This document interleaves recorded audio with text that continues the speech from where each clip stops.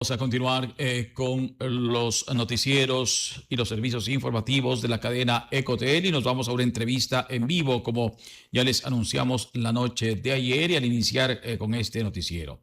Nos acompaña vía telemática el presidente del Consejo de Comunicación del Ecuador, ingeniero César Martín. Muchos lo recordarán como ex ministro de Estado, ministro de Telecomunicaciones en años anteriores. Hoy se encuentra al frente de este delicado cargo.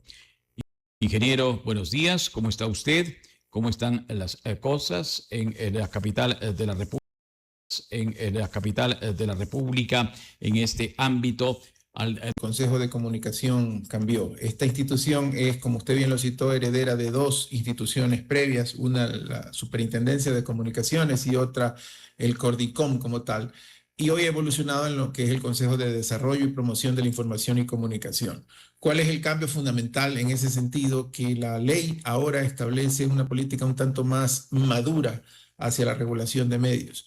No es que la regulación no existe a los medios de comunicación, sino que más bien se habla de un esquema de autorregulación en el cual el medio es responsable del cumplimiento a través de sus contenidos de lo que la ley establece. Aquí es muy importante aclarar que no es que la ley ya no existe, ni mucho menos. La ley existe, tiene algunos lineamientos, pero la regulación y la sanción son las que ya no existen. Por eso ya esta institución no tiene la ERE que tenía cuando era el Cordicom y ahora es un Consejo de Desarrollo y Promoción.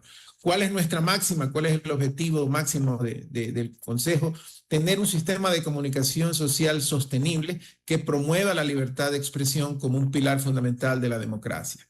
¿Cómo lo hacemos? A través de tres ejes fundamentales que hemos tratado de fortalecer desde que estamos al frente de la institución en mayo del 2025, que son, primero, el tema del monitoreo de contenidos, que lo seguimos haciendo, pero ahora con un carácter un tanto más informativo y de acompañamiento a los medios de comunicación.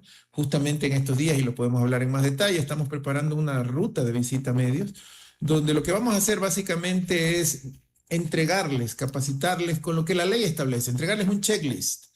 La ley dice que esto se debe cumplir, que esto se debe cumplir, que esto se debe cumplir. Tome el checklist, hágalo a conocer dentro de su comité editorial, cree su propio comité autorregulatorio, pero no se olvide de que esto es lo que la ley establece. Es nuestro acompañamiento que hacemos con los medios. Tenemos también el tema fundamental, que es el mecanismo de prevención y protección al trabajo periodístico, establecido también desde el 2022 como parte de las reformas de la ley, que está en operación. Y también tenemos un tema pues, fundamental que se soporta en los otros dos, que es el tema de formación y capacitación, tanto en habilidades comunicacionales para periodistas y para trabajadores audiovisuales, como en tema de entrega de becas de formación profesional, tanto de tercer nivel como de cuarto nivel, precisamente para fomentar este sistema de comunicación sostenible. Eso es un breve resumen de los tres ejes fundamentales de promoción del Consejo, ¿no? Ingeniero, pero hay un tema que también, más allá de las bondades que usted acaba de señalar, en el país, y eso no es misterio para nadie, se forman, se fundan medios de comunicación digitales y supuestamente en función de las libertades que tenemos en el Ecuador, haciendo o solicitando que la libertad de expresión sea amplia. Se utilizan muchísimo para desinformación, para noticias falsas, para calumnias a cualquier ciudadano común. No quedan de lado las autoridades, ministros, presidentes de la República. Se acusa a un funcionario X de narcotraficante, a otro que lleva droga en cajas de banano o que envía. Este tipo de situaciones que ya van más allá de lo que la ética y el aspecto profesional de manejos de medios se da, tiene que tener algún tipo de regulación. Y quien se queje o quien diga lo que diga, tiene que someterse a la normativa legal ecuatoriana. Y eso desafortunadamente no está sucediendo. No han sido muy permisibles en ese aspecto porque lo uno era censurable. Una ley de comunicación mordaza que pretendía a todos los medios con informaciones que hacían o que constituían algo que un gobierno no quería que se difunda, pero esto es lo opuesto y también tremendamente negativo. ¿Qué hacer? Bueno, usted ha tocado un punto tal vez de los más sensibles dentro de la gestión de los reguladores audiovisuales a nivel mundial, no solamente a nivel de Ecuador y de Iberoamérica. El tema de los medios digitales. Usted ha tocado el dedo en la llaga, como se dice coloquialmente. Cualquier persona, dada la tecnología de hoy, podría tomar un celular y decir, yo soy un medio de comunicación digital, con tal o cual efecto, ¿verdad? Que son justamente los que usted menciona. ¿Cuál es el problema de fondo allí? Nuestra regulación en comunicación se basa en que el medio de difusión masivo para un medio de comunicación, venga la redundancia, ha sido y es el espectro radioeléctrico, medios televisivos, medios radiales o prensa escrita, que también está declarada en nuestro sistema o en nuestra ley orgánica de comunicación. Con el salto tecnológico que no es de ahora, que ya lleva algunos años, donde el Internet se ha convertido tal vez en el medio de difusión, el medio físico de difusión masivo, existe un problema. El problema es que a diferencia del espectro radioeléctrico, que es controlado a través del aire o del aire ecuatoriano, si se quiere, la difusión en el Internet o a través del Internet tiene todo un canal tecnológico completamente diferente. Y esto no es problema del Ecuador, es un problema a nivel mundial. Recientemente estuvimos en dos conferencias, en una de la PRAE, que es la plataforma de reguladores audiovisuales de Iberoamérica, donde todos los países compartimos exactamente el mismo problema. Y también estuvimos en una conferencia en Pretoria, donde a nivel mundial se conoce o se estigma este problema. ¿Cuál es el puntito allí complicado? Que estas difusiones ocurren mayormente sobre las grandes plataformas mundiales.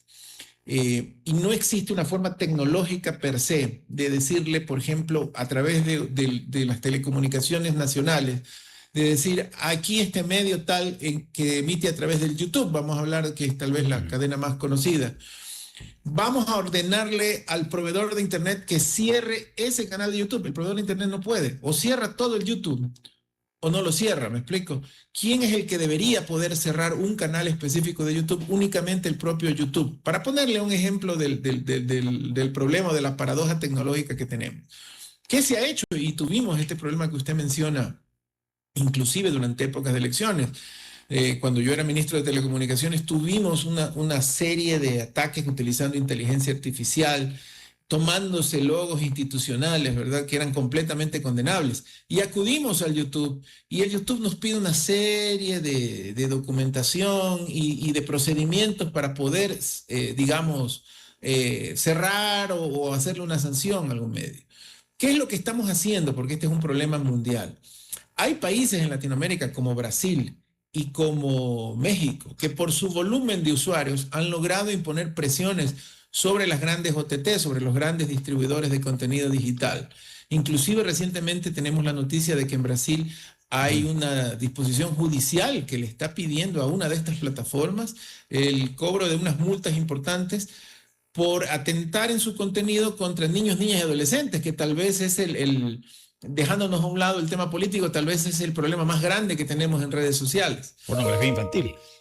Así es, pornografía infantil, por ejemplo. Entonces, ¿qué es lo que estamos haciendo a través de estas plataformas? Una cosa es que un país, como ya lo vivimos nosotros, imponga un recurso que requiera toda una operatividad o una burocracia tecnológica en estas plataformas. Y otra cosa es que a través de la región, a través de todo lo que es Iberoamérica, países medianos y pequeños, podamos tener puntos de acuerdo con estas OTTs. Porque está claro, haciendo paradoja con lo anterior, que la mejor manera de establecer esa regulación que siempre debe existir en la comunicación, venga de la fuente que venga, es necesario tener una voz importante que nos permita poder controlar los medios, las líneas de difusión y no tanto así el medio. Yo puedo imponerle una sanción a un medio o podría no imponerla, pero otra cosa es decir, el canal que los distribuye, en este caso del ejemplo que puse, YouTube, es quien lo sanciona. Entonces estamos trabajando, o ayer justamente tuvimos otra vez una sesión plenaria de la PRAE para poder convocar a estas plataformas internacionales y poder tener lineamientos básicos, primero enfocados en niñas, niñas y adolescentes, en su protección, y segundo, en la difusión de contenidos que pudiesen ser complejos y también que pudiesen tener complicidad o algún problema hacia la honra de personas y de funcionarios. Ingeniero, yo creo que este es un paso importantísimo. Identificar los IPs es uno de los aspectos en los cuales se puede ir más allá del tema de la regulación, porque para un medio de comunicación, los medios de comunicación en términos generales, debe haber una cara, un responsable, no un anónimo que se esconde tras cualquier mecanismo tecnológico para decir, hablar o cualquier tipo de calumnia que puede representar en un momento un peligro hasta para la nación por cuestiones de alarmas exageradas. Con el IP, con la geolocalización y el avance tecnológico, se puede también lograr, lo haría también el Consejo de Comunicación o el Estado en sí para identificar cuestiones que pueden desembocar ya en temas relacionados a la seguridad nacional. Bueno, ahí hay dos puntos importantes. El primero es que nuestra ley orgánica de comunicación como tal, en dos reformas, y ahí hay un tema interesante histórico, en una reforma reconoció la existencia de los medios digitales. Digamos, nuestro censo básico es lo que denominamos el registro público de medios. Cuando la ley, en ese pequeño gap que hubo entre 19 y 20, reconoció a los medios digitales, algunos de ellos se inscribieron en el registro público de medios. Pero en la reforma del 2022 se retiró de forma explícita el reconocimiento de los medios digitales como medios de comunicación. Ahí quedaron algunos medios digitales reconocidos. Esos medios digitales que están reconocidos pueden tener esa rastreabilidad a la cual usted hace alusión. El problema es que en los inicios de la difusión por el Internet, los medios lo hacían a través de su propia línea de mensaje, es decir, a través de una página web, y no sé si usted se acordará del famoso Real Audio y algunas de las cosas que existieron en un principio, pero era en la página web del medio, digamos así, que se hacía la difusión masiva. Uno entraba a la página web del medio, veía la ventanita del Real Audio y ahí escuchaba si era una radio o por este estilo. Pero ahora la tecnología ha evolucionado y más bien vemos que la mayoría de los medios y pseudo medios digitales lo que hacen es utilizar directamente, ya no tienen página propia, sino que utilizan canales específicos dentro, ya sea de YouTube, de Facebook o de cualquier otra red social. Streaming, claro. Así es, lo que hace un poquito más complejo la rastreabilidad específica, especialmente de estos nuevos medios. ¿Qué es lo que estamos haciendo? ¿Cuáles son nuestras propuestas? Obviamente a trabajarlas con la Asamblea Nacional. El tema pues del reconocimiento de medios digitales, el tema de las responsabilidades que debe tener un medio digital para ser constituido como tal, un reconocimiento en temas de compañía, en temas de empleados, en temas de personas que dan la cara de comunicación, la extensión, que es una de las cosas que se plantea a través de la Asamblea, a través de redes sociales, de las opiniones o de las versiones de quienes formen parte de medios, me parece también una propuesta interesante, y son cosas que estamos trabajando plenamente acá en el Consejo, porque la realidad que usted menciona yo creo que es innegable. Definitivamente el presente y el futuro de la comunicación es y será a través del Internet, las redes sociales y las plataformas. No podemos decir hoy que eso es algo que simplemente fue una tendencia, algo temporal. Al contrario, cada vez vemos menos medios que trabajan a través del espectro radioeléctrico, y más bien los medios que están en el espectro radioeléctrico persiguen su versión digital, que en ese caso es un poquito más fácil de asociar porque tienen la Constitución y su existencia en el registro público de medios. Pero la presencia de estos pseudo medios de comunicación definitivamente es una realidad que la vemos y la trabajamos permanentemente dentro del Consejo, con algunos frentes. Del frente internacional, a través de estas reuniones se ha llegado a la conclusión de que lo más efectivo es regular a la plataforma, en este caso quienes hacen la transmisión del streaming, más que al medio, ¿verdad? Para una correcta regulación de medios y contenidos, pero eso requiere también que estas plataformas puedan asociar sus prácticas a lo que cada país dice, y en este caso al pensar como Iberoamérica de una manera regional. Yo creo que se están dando pasos importantes en ese sentido y los vamos a seguir trabajando. Y en el lado local, lo que les mencioné, ¿no? Reformas junto con la Asamblea posibles a nuestras leyes que nos permitan tener mucho más claro el mecanismo de evitar pues que hayan opiniones u ofensas a niños, niñas y adolescentes de manera libre. Yo creo que eso es un paso importante y estamos trabajando y somos conscientes de esta realidad tan importante que es la que se vive a nivel mundial. Ingeniero, pero hay otro tipo de paradojas muy importantes y que van a lo macro, y eso se lo quiero plantear frontalmente a usted. Desde el Consejo se habla de estrategias para implementar y fortalecer una comunicación responsable en el Ecuador. En el sur, y en Loja particularmente, nos sucede a muchísimos medios de comunicación que queremos acceder a las cabezas de instituciones públicas. A ver, designan el día lunes a una nueva directora del IES.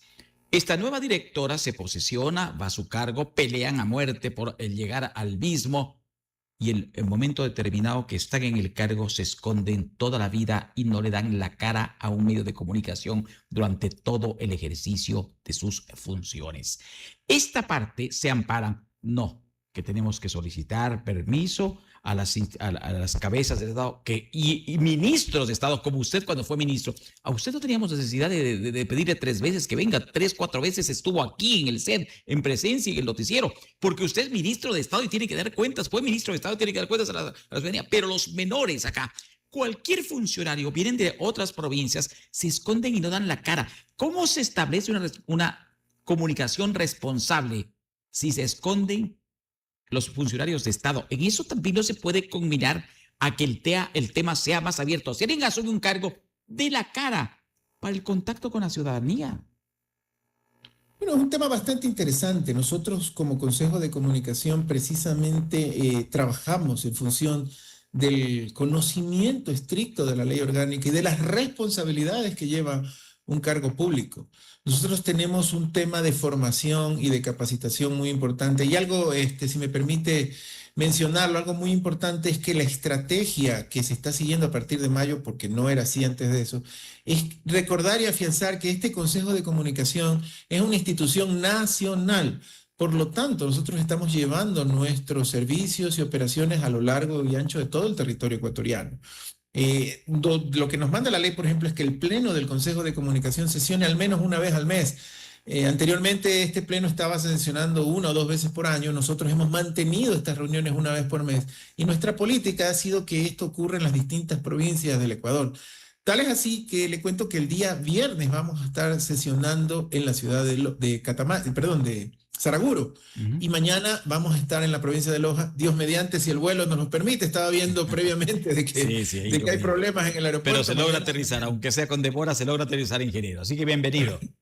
Sí, mañana estaremos por allá. Justamente vamos a llevar una capacitación importante dirigida ¿a quién está capacitación dirigida?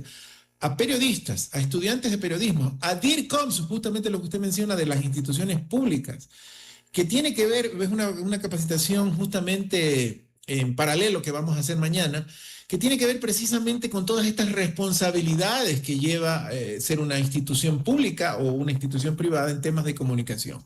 ¿Cuáles son algunos de los temas que vamos a tratar mañana? Agentes de igualdad sobre el tema de enfoque de igualdad de género y ciudadanía responsable. Inteligencia artificial al servicio del periodismo. Introducción a la problemática y desafíos de la violencia política y digital. Es un seminario que vamos a dar mañana. Fotografía de impacto visual, precisamente también para nuestros queridos trabajadores audiovisuales que no podemos dejarlos presentes. Mañana vamos a estar en el auditorio Pío Jaramillo de la Universidad Técnica Particular de Loja a las 11:15 y pues por favor quiero aprovechar el medio para invitar a todos los trabajadores de la comunicación y ojo, no estamos hablando solo de periodistas, estamos hablando también de los DIRCOMS, de todas las instituciones públicas. Lo que usted menciona es algo importante. Siempre, si bien es cierto, no existe ya un mecanismo de sanción donde nosotros podamos decir es su obligación hacer esto, esto, otro, nosotros sí estamos visitando y estamos comunicándonos con las distintas instituciones para que conozcan no solamente sus derechos, sino también sus obligaciones como instituciones públicas.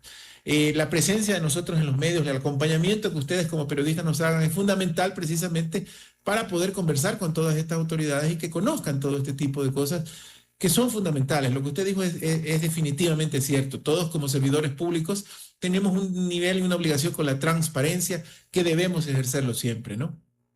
Señor presidente, incluso yo le comentaré y le voy a enviar a su teléfono el hecho de lo que sucede en la ANT.